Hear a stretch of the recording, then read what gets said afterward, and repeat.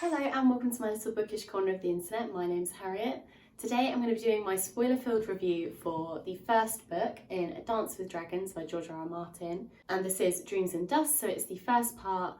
This version that I have in the UK is split into two books, so I'm just going to be talking about this first one. Now this is the fifth book in the series, but technically for me it is the sixth book because the third one was also split into two parts. So yeah, I've been reading quite a lot of pages in this series, so I'm really excited to delve into this one and have a chat with you guys about it. Before we get started, I would like to say, if you don't follow me on my Instagram, then you probably don't know, but I actually did come down with COVID and it did hit me pretty hard, harder than I expected. But I am back now, so I'm sorry if I do sound a little bit nasally. It is still kind of there, almost like cold symptoms now rather than flu symptoms.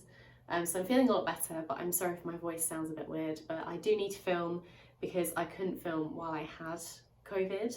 It was just impossible. So I used up all of the videos that I pre-filmed, which is kind of annoying. So I'm gonna make this backlog of different ones, start filming now that I'm feeling a little bit better. But yeah, the long and short of it is, I'm sorry if I sound like I'm still sick. I promise I am okay now. It's just kind of the residual left over from it. Now, before we get into this review, I do want to say that if you haven't watched my previous reviews within this series, then I'll leave the playlist link down below so you can go and check it out, because I'm going to be talking about characters as if you know who they are. And if you don't know who they are, you're probably going to be very confused with what I'm talking about.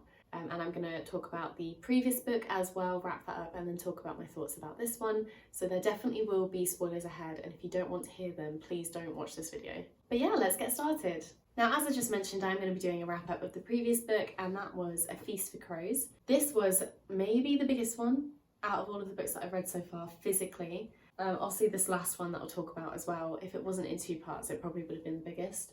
But this is the biggest physical one for me, and it was a huge journey. So much happens within this. The reason I'm going to wrap this up is so that you know where the characters are left to talk about the next one. So in this book, no matter where our characters are, they are all talking about the others. And the others are this kind of mystical being, magical being that wants to take over the whole of the Seven Kingdoms, which is where this is set. And they are quite violent, kind of like a ice zombie kind of situation. If you've seen the show, you'll know what they look like. But yeah, they are in the background of this book quite heavily. And then we do focus in a lot on the Iron Islands, which is something we haven't seen much before. That is where Theon Greyjoy is from. And we're kind of seeing the fight for the throne there, because Theon's sister Asha would love to rule the Iron Islands, and technically it is her birthright because they assume that Theon is dead. So she would be next in line, but she is a woman. So it's about her kind of fight for that and her battle with herself and with her people to try and claim that throne. And obviously there's a lot of tension on Dorne now as well, because Oberyn Martell, who is from Dorne, he fought for Tyrion. So Tyrion was under trial for murdering the king, who is Joffrey, who is also his nephew. He got poisoned and they blamed it on Tyrion, even though there is actually no proof that he did it or didn't do it. So Oberyn fights for him, and unfortunately he is killed. So the people of Dorne are blaming it on the Lannisters, even though he did agree to fight for Tyrion himself. He wasn't forced into it, but anyway, yeah, he was killed. So there's a lot of tension on Dorne, and they actually do have one of the Lannisters, Marcella. So it's interesting to see kind of what's happening with them. Now, Cersei is very much aware of this, so she is very, very scared for her daughter's life. And she's also just kind of bent on getting revenge against Tyrion for killing her son and for also killing her father. So she's very upset and she just wants revenge. She also doesn't trust the Tyrells. Marjorie Tyrell is due to be wed to Tommen, who is Cersei's other son. So she's not really got anyone to lean on. She was leaning on Jaime a little bit, but Jaime has kind of distanced himself from Cersei. He doesn't trust her. He doesn't like the way that she's going, kind of the routes that she's taking. So he's gone at the moment to try and win back the north. And yeah, Cersei is in King's Landing with the Tyrells, and she's kind of plotting to get Marjorie and her brother taken in by the Holy Sept and put on trial for all of these different things that they've done, like fornications and things like that. But it actually ends up at the end of this book that Cersei is taken in for the same thing.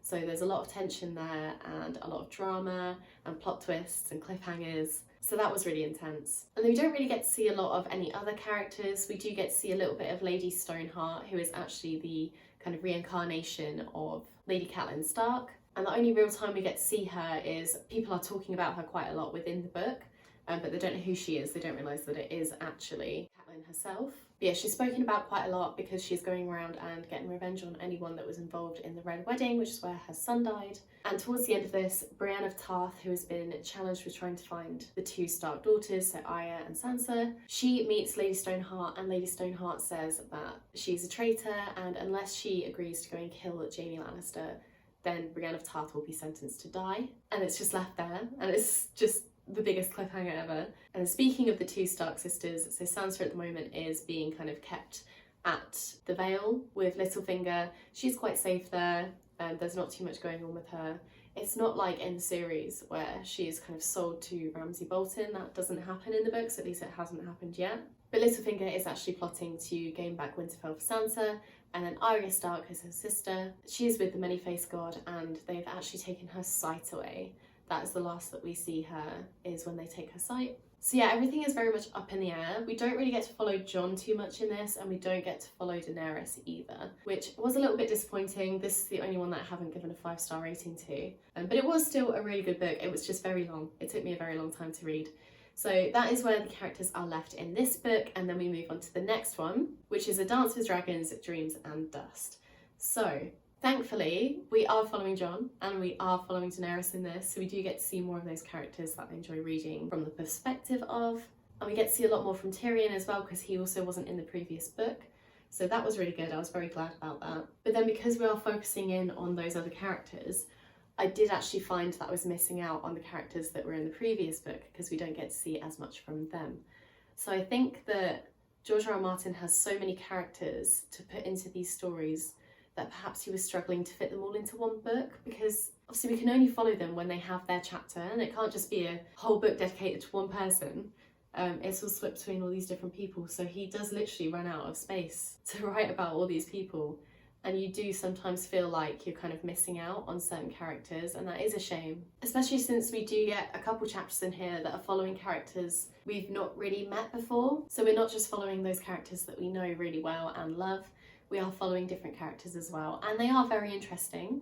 I find that it helped to move the book along, but I didn't enjoy them as much as those established characters. I feel like we're quite far on in the series now to be introducing new people, but some of them, it does make sense to have their chapters in here because they are quite integral to the story. In terms of the characters, especially the main ones, I did feel a lot of frustration towards Daenerys within this book. I feel like I was annoyed at her choices sometimes, but then I also don't know how she could have done it any other way. She is under a lot of kind of pressure. She's struggling with Meereen, which is the new city that she's tried to take over, and a lot of the masters and the slaves there are rebelling against her. So she has to deal with that, as well as try and look after her dragons, but her dragons have started killing people and stealing the sheep and livestock, things like that. So she's got that to deal with on top of it. And I do not like the way that she treats her dragons within this book, but I also don't know how she could have treated them any different. So it's very hard. I'm frustrated, but I know I shouldn't really be. Yeah, I did find some of her chapters really hard to read because I was annoyed. But then other parts of her story I think are really important, and we're seeing quite a lot of growth from her as well, which is really cool. Speaking of character growth and development, Jon Snow is my favourite character.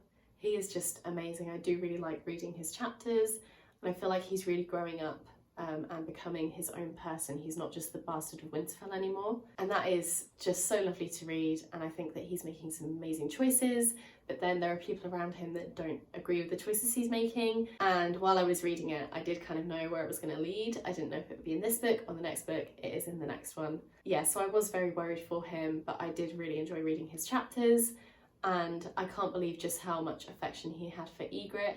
You do see it in the show, you do see that, but it is a lot more prominent in the books. He is pretty much always thinking about her. She's always on his mind. Yeah, and I wasn't expecting that, so that was quite nice. And then Tyrion, who is also one of my other favourite characters, he is so cunning. You really get to see that in these books. He's always got one or two plots and plans on the side just in case he gets into trouble, and he's a very quick thinker, he's very witty, he's very clever, so his character has been really fun to follow as well. Overall, there's just a lot of twists and turns within this book, and it really did keep me on my toes, and it was just such an enjoyable and fun read. It is starting to get extremely different to the show as well. There's some characters that have been introduced that literally don't exist in that way in the show. So I don't actually know where it's going to lead, and that is really, really cool. I wasn't sure when I started reading this series if I was really going to pick up on anything very different from the show, because the books are very long and the show is very long as well. So it did feel like they had put quite a lot into the show that was in the books. But they are actually starting to miss out things now that are in these ones. So yeah, that surprised me, but in all the best ways. Yeah, overall, surprising, interesting, funny. There's obviously a lot of violence, a lot of character development, things like that. So overall, I have to give this a 5-star rating. I just thought it was magical and really, really interesting. And I just didn't want to put it down. I think I finished it in under a week. I'm pretty sure it was well under a week, actually. Obviously, I was off ill, so all I was doing was reading when I wasn't sleeping. So I did get through it quite quickly. It was actually quite good timing, I suppose, for me to want to read these. But yeah, definitely a 5-star read. I thought it was amazing, and I would definitely recommend picking up this series if you're into fantasy. But yeah, that is my review for A Dance with Dragons, Dreams and Dust. Hopefully I'll see you in my next review for the second part of this book. Let me know down below what you thought, and if you've read this series, how did you get on with it? But that is it from me today. Thank you so much for watching, and I'll see you in my next video. Bye!